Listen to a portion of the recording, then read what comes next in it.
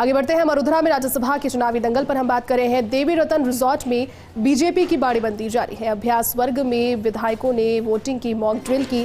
सभी भाजपा विधायकों ने सही तरीके से वोट डाली भी। सतीश पूनिया, राजेंद्र राठौर बने प्रथम, द्वितीय एजेंट विधायकों के लिए वोटों की प्राथमिकता भी तय हुई। राज्यसभा चुनाव प्रभारी नरेंद्र सिंह तोमर का बयान भी रहा। कहा, क्या होगा क्या नहीं ये अलग विषय है। कांग्रेस को कोई भी राजस्थान का प्रत्याशी नहीं मिला। एक बार फिर से उन्होंने इस चीज का जिक्र किया जो कि नामांकन के समय भी आया था।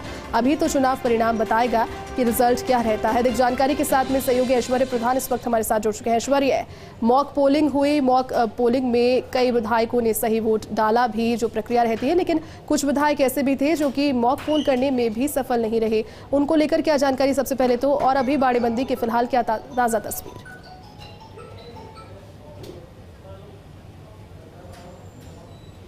देखिए, सभी विधायकों ने मॉक पोल किया है, अच्छे तरीके से मॉक पोल किया है। और चूंकि जब ट्रेनिंग हो जाती है तो मॉक पोलिंग में किसी तरीके की दिक्कत नहीं आती। एक प्रशिक्षण होता है, उस प्रशिक्षण के बाद चाहे दोनों ही खेमों की हम बात करें, कांग्रेस की बात करें, बीजेपी की, ये ट्रेनिंग एक तो दी ही जाना बेहद जरूरी होती है। हालांकि एक दिन की ट्रेनिंग भी बहुत हो सकती है और 4 दिन की ट्रेनिंग भी कम पड़ सकती है। ये अलग बात है कि कौन कितना समझ पाता है या समझ के भी नहीं समझ पाता है, लेकिन आमतौर पर सभी समझ जाते हैं। जिन विधायकों की बुजुर्ग अवस्था के कारण तकलीफ होती है कई बार, तो जो पेन है उसे चलाने में, वो भी तकलीफ यहाँ नहीं देखी गई जिस तरीके से हमने बातचीत की गई। और उदयपुर के ताज से लेकर जयपुर के ताज ग्रुप के होटल की बात करें हम, यानी कि भारतीय जनता पार्टी के जो विधायक है वो भी देवी रतन में, जो कि ताज ग्रुप का होटल है, उस होटल में अब इस वक्त की सबसे बड़ी अपडेट यही है कि 71 विधायक जो है वो पहुंच चुके हैं। पूरे की पूरे विधायक भाजपा के कैंप में है। नरेंद्र सिंह तोमर जो है राज्यसभा के प्रभारी, वो यहाँ पर मौजूद है। और हम यहाँ का नजारा आपको दिखाते हैं कि किस तरीके का नजारा है। कि आप देख सकते हैं कि ये जो होटल है, होटल के बाहर का दृश्य है। अच्छी खासी पहाड़ी है यहाँ पर, और अभी जो मौसम है वो भी खुशनुमा हो चुका है। यहाँ एक पहाड़ी है, पहाड़ी के बिल्कुल पास में ये होटल है। रिजॉर्ट स्टाइल में ये होटल बनाया गया है, लंबा चौड़ा है, काफी जमीन है यहाँ पर। और इसके पास में एक पीछे की तरफ शमशान भी बना हुआ है और आसपास कुछ फ्लैट्स भी बने हुए हैं। बाकी इसे जंगल बोला जा सकता है। कहते हैं कि बारिश के दौर में इसकी खूबसूरती बढ़ जाती है इस एरिया की। और यहाँ की बाड़ाबंदी से सुबह कल तमाम विधायक जो है वो रवाना होंगे, बसों में बैठेंगे। 2 बसें लगाई गई है विधायकों के लिए और 2 बसों में ये तमाम विधायक जो हैं ये रवाना हो जाएंगे। और कल का दिन इसलिए महत्वपूर्ण है कि अब इनकी लगातार जो बाड़ेबंदी चली आ रही थी उसमें 71 जो विधायक हैं भारतीय जनता पार्टी के, तो ऐसे में कितने विधायक जो हैं वो इस बाड़ेबंदी से में के परे, यानी कि जो सेंधमारी की हम बात कर रहे थे लगातार की सेंधमारी जो है वो कितनी हो पाएगी।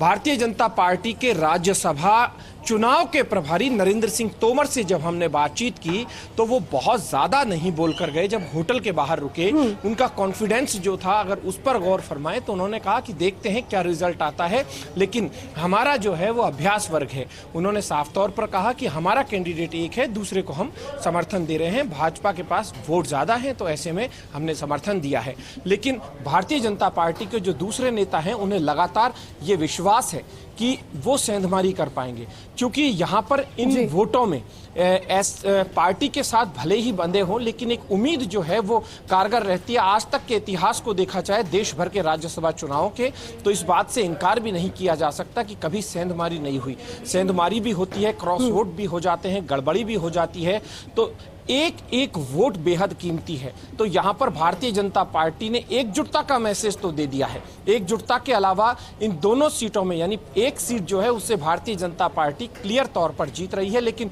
दूसरी जो सीट है जहां पर निर्दलीय को समर्थन दिया गया है, उस सीट के लिए भी बीजेपी के तमाम नेता एकजुट दिखे हैं। एकजुटता के साथ कोशिश भी यहां पर करते दिखाई दे रहे हैं। लेकिन मुख्यमंत्री अशोक गहलोत की रणनीति, कांग्रेस की रणनीति, उसके आगे वो कितनी शिकस्त दे पाते हैं, किस तरीके से होगा ये देखने वाली बात होगी। अब बहुत ज्यादा समय नहीं रह गया है, सिर्फ आज की रात है और आज की रात है, यही रात भारी है और ये रात अंतिम नहीं कही जा सकती। इसके बाद और भी रातें आएंगी, और भी राज्यसभा के चुनाव होंगे और उसके बाद, क्योंकि सियासतें जो हैं, सियासतों में तस्वीरें बदल जाती है, चेहरे बदल जाते हैं, तस्वीरें अगली बार फिर बदलेंगी। अगली बार क्या होना है, लेकिन भारतीय जनता पार्टी ये कहती है कि महज 1.5 साल अब चुनाव में रह गया है, बहुत ज्यादा वक्त नहीं रह गया है, लेकिन इस पूरे प्रशिक्षण सत्र के दौरान, जिसे कि बाड़ेबंदी का हमने नाम दिया, इस दौरान भारतीय जनता पार्टी एक मुद्दे पर लगातार कांग्रेस को घेरती रही, कानून व्यवस्था के मुद्दे पर, और कानून व्यवस्था के अलावा पुलिस तंत्र जो है उसे नाकाम बताती रही। तो ये प्रहार लगातार किए, और यहाँ की आज की बड़ी खबर यही है कि जब ये बाड़ेबंदी खत्म हो जाएगी, उसके बाद बीजेपी पूरे प्रदेश भर में आंदोलनों की तैयारी शुरू कर दी है और आंदोलन करेगी। एक बिल्कुल ऐश्वर्य, और देखिए निश्चित तौर पर जिस तरह से आपने कहा भी कि एक एक वोट कीमती होता है, और दोनों ही दल इस चीज से भली भांति परिचित भी है, और इसी वजह से प्रशिक्षण शिविर कहिए या फिर बाड़ेबंदी ये की जा रही है। बहुत बहुत शुक्रिया ऐश्वर्य तमाम जानकारी के लिए। आगे बढ़िए।